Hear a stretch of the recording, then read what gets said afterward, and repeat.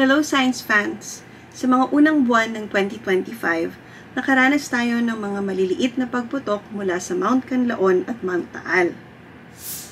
Pero natatandaan niyo pa ba na ang Mount Canlaon ay sumabog ng 2 beses noong isang taon na siyang nag-displace sa hanggang 50,000 na katao sa Negros Island?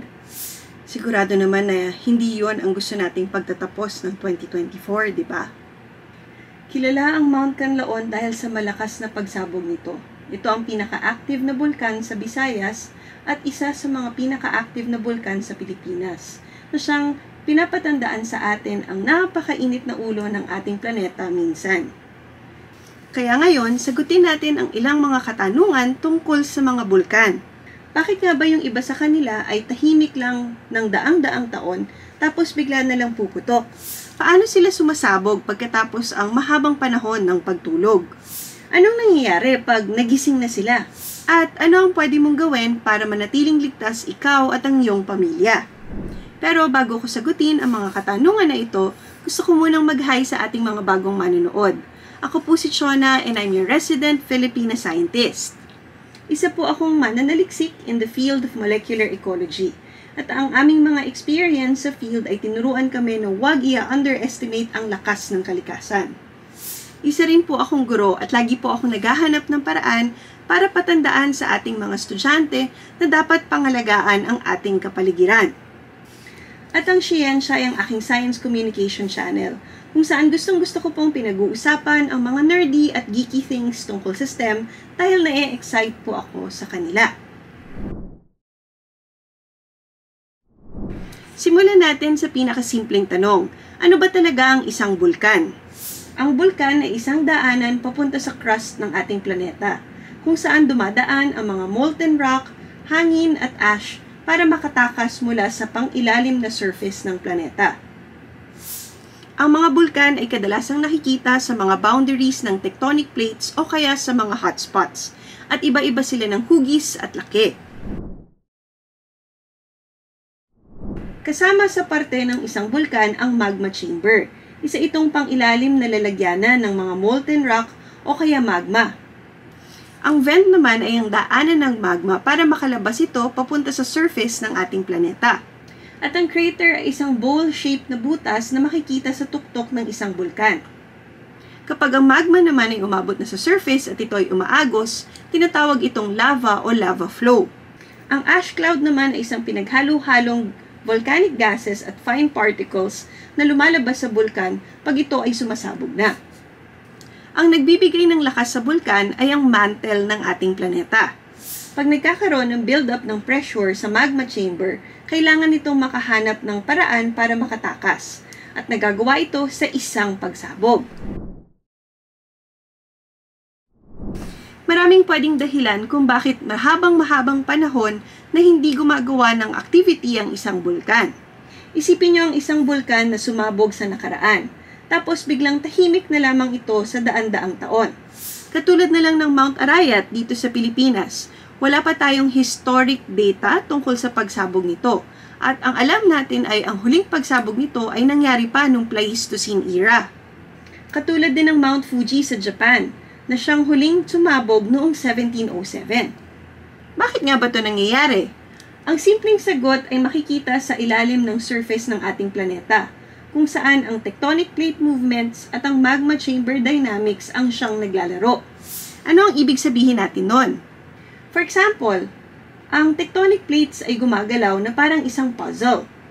Minsan, ang paggalaw nito ay nagdi-disconnect sa bulkan sa kanyang magma chamber, kaya dahil dito, nagiging dormant siya. Isipin niyo na lang na para siyang faucet na tumigil tumulo yung tubig, kasi nilayo natin yung pinanggagalingan ng tubig niya. Ito ang nangyayari pag lumalayo ang isang volcanic hotspot sa kanyang magma chamber, kapag gumagalaw ang tectonic plate. Pero meron ding tinatawag na pressure cooker effect. Sa loob ng mga dormant na bulkan, pwedeng tumigas na ang kanyang magma chamber o kaya nabarahan yung daan palabas. Kaya natatrap yung magma sa loob ng chamber. Pero huwag masyadong kampante. Ang katahimikan na ito ay pwedeng makaloko. Kasi pag nagkaroon ng mga tamang kondisyon, kunwari tumaas masyado ang pressure o gumalaw ulit ang crust ng ating planeta, biglang pwedeng sumabog ulit ang mga dormant na volcano na ito. Yung ibang bulkan, katulad ng Mauna Kea ng Hawaii, ay mukhang dormant kasi geologically old na sila. Pero ang mga matatandang higante na ito ay pwede nalang biglang mabuhay pag na-connect o na-activate ulit ang source ng kanilang magma. Ang pagiging dormant ay parte lang ng life cycle ng isang bulkan. Ang mga dormant volcano ay mukhang harmless, pero para silang bote ng coke. Pag inalog mo, pwede silang biglang sumabog. Ang storya nila ay nagsisimula sa napakalalim na parte ng ating planeta, kung saan ang gas ay nadidissolve sa magma at dahan-dahang nag-expand. Pwede nyo silang ma-imagine na bubbles na umaakyat sa surface ng coke, pero mas dangerous. Pag ang magma ay maraming silica, isang chemical compound na makikita sa mga bato at mga minerals, ito ay nagiging makapal at gooey, kaya kaya niyang mag-trap ng mas maraming hangin. At pag nag-build up ito, napakaraming pressure ang pwedeng maipon. Idagdag pa natin ang lindol na siyang pwedeng mag-crack open ng iba pang daanan para sa magma at nagkakaroon na tayo ng recipe para sa isang pagsabog. Kahit mga natural events katulad ng pag-ulan na siyang naa-absorb ng lupa ay pwedeng makadagdag sa pressure na makikita sa magma chamber.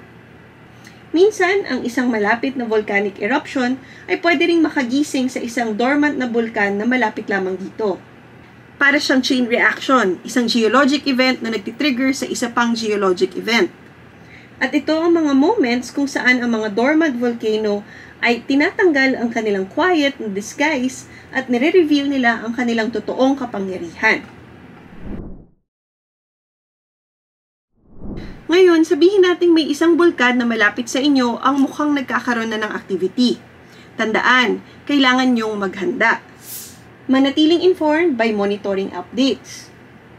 Siguraduhin meron kang emergency kit na may tubig, pagkain, masks at flashlights.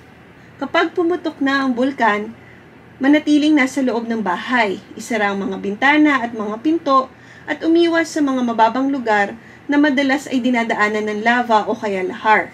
Kapag sinabihan kayong mag-evacuate, sumunod sa inyong mga opisyal at isipin muna ang inyong kaligtasan bago ang ibang bagay. Matapos ang isang pagputok ng bulkan, ang makikita natin ay nakakalungkot dahil matindi ang pagkasirang pwedeng magawa nito. Ang mga pyroclastic flow ay mabilis na bumababa sa mga slope ng bulkan. Merong ash o abo na nagbablanket sa ating kalupaan at ang lava ay pwedeng baguhin ang ating landscape. Ang mga event na to ay pwedeng makasira sa napakaraming komunidad at nakita natin to sa pagputok ng Mount Pinatubo noong 1991. Nakaapekto ito sa global temperatures kasi napakarami nitong nirelease na ash at gas sa ating atmosphere. Pero meron din silang long-term effects. Ang volcanic ash na maraming minerals ay pwedeng mag-fertilize sa ating lupa. Kaya pagkatapos ng mahabang panahon, pwedeng magkaroon ng bagong mga halaman sa kung saan makikita ang lahar o volcanic ash. Pero syempre, nadidisrupt din ito ang local ecosystems in the short term. Ang mga gas katulad ng sulfur dioxide ay pwede ring magdulot ng acid rain, kaya nasisira nito ang mga water sources at air quality. At sa isang global scale, pwede rin itong mag-inject ng particles sa stratosphere na magre-reflect ng araw, kaya magkukos ito ng temporary cooling. Grabe yung epekto, no? Pero alam niyo ba kung ano pa ang mas nakakakos ng panic kesa sa pagputok ng bulkan? Yung isang sitwasyon na wala kang enough na pera para masuportahan ang iyong graduation dahil hindi mo magawa ang thesis mo. Kaya ngayong taon, gusto naming sumuporta sa mas marami pang women-led research projects sa pamamagitan ng Scientia Thesis Grant. Pero hindi namin ito magagawa kung wala ang inyong tulong.